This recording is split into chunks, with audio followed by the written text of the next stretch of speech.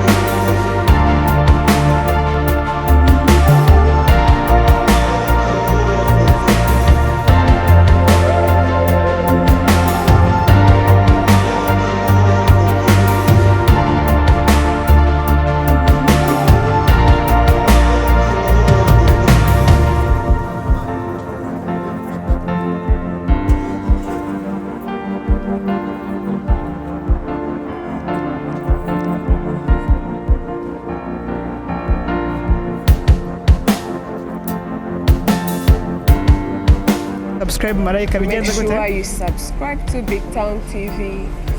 nawe wayikoze kandi turagushimira ukomeze udusapotinge liking sharing unakomentinge kandi stay tuned nk'uko muri kubibona umukwe aratambutse nagize ko X ari kumukamera neza mubona n'abasore bamugaragera n'abasore bamugaragera umuntu uzi Ikinyarwanda neza aratubwira ko n'abana basa neza kabisa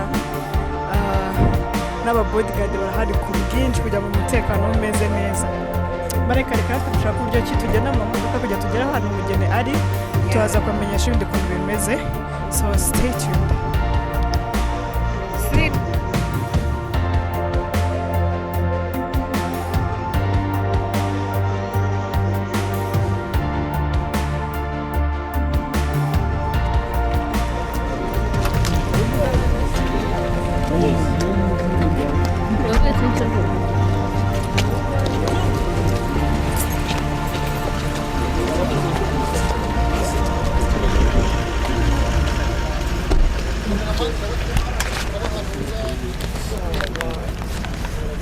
Nk'uko muri kubona rero bari kwinjira mu modoka abageni abamuherekeje aba bodyguard bose barimo baragenda natwe tugeze mu mwanya wo kugenda mu modoka kuko twe twababwiye ko tugiye kureba umugeni wamfunguye manga ngashyiramo ibintu bintu usubire muzo mwaje ngo ntakibazo mfungura nshyiremo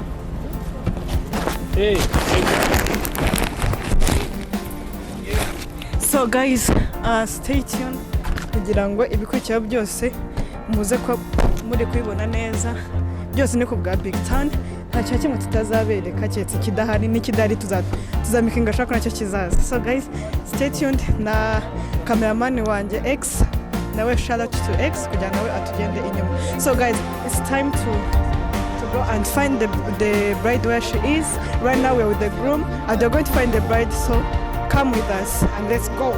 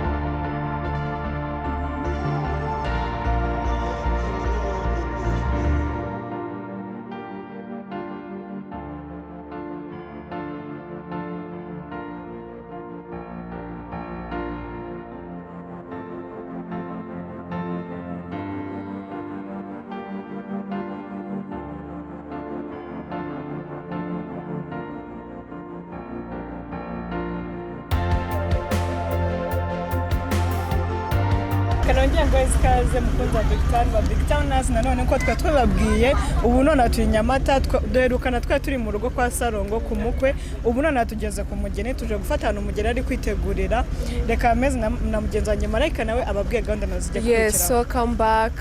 We are now at Bride's Place. Twaje gufata umugeni wacu. So come with us. Let's take a look around, let the cameraman come with us and take everything. Hope we find the bride and man, I can't wait to see how beautiful the bride is. I know. From the thing like I'm seeing her outside here. Bitewe n'ukuntu abantu bambaye hano hanze no ndi kwibaza. N'ukuntu ibintu byose bisa neza. Yo, hano hasa neza. Man, ndikwaza no mugeni we ameze gutya. I know. So guys, you better come with us. Kano narimo amafaranga. Umuntu utabutashye ndamubabariye. This place is.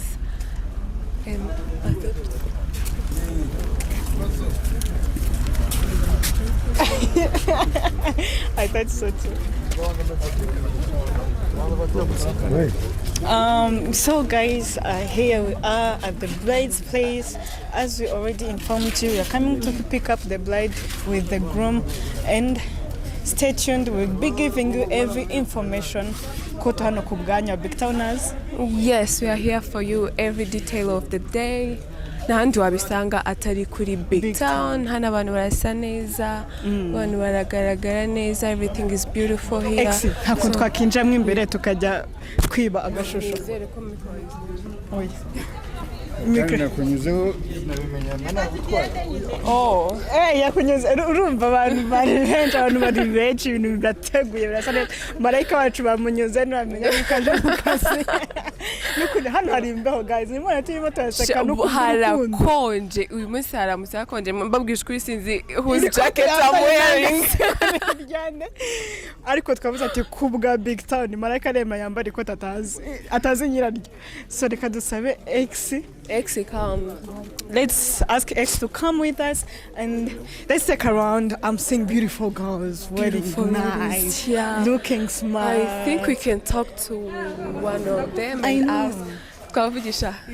Meze neza. Murasa neza. Murasa neza. Ukuntu musa murumva birangira aho ngaho.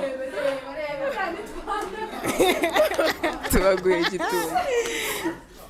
Turaguye igitumo ariko narababebi basa neza none baranga ukuntu basase biragendera aho biraviramo aho. Reka tugiye gatoya turagaruka. Murabafata bajya mu modoka uko ntibava mugende mwe kubafotora mugende. Reka dusozaho gatoya reka dukora ka outro gatoya ubu ngubu ariko tubonye n'umukobwa mwiza umeze gutse. Umeze neza. Reka tugende hanyuma bakunzi ba BigTown ndabasaba stay tuned kugira ngo zindi gahunda zikurikiraho. Hari abantu bateme ko tubafata ama video kandi umuntu afite uburenganzira ko n'umutekano w'umuntu ntango amufosa kandi ndakeka nabujijwe amategeko y'abanyamakuru. Umuntu wataguhaye uburenganzira bwo kumufata video ntango ayimufata. So guys, some people didn't allow us to take them videos, but it's their right. You have to give consent to somebody before they put you in a video or in a photo or somewhere. So we understand. Stay tuned and then we'll bring to you everything we are here for you guys. This is Lajosa alongside my friend, my beautiful friend Malaika. So guys, stay tuned. Stay tuned. Murebe ibintu byose bigiye kwera hanga.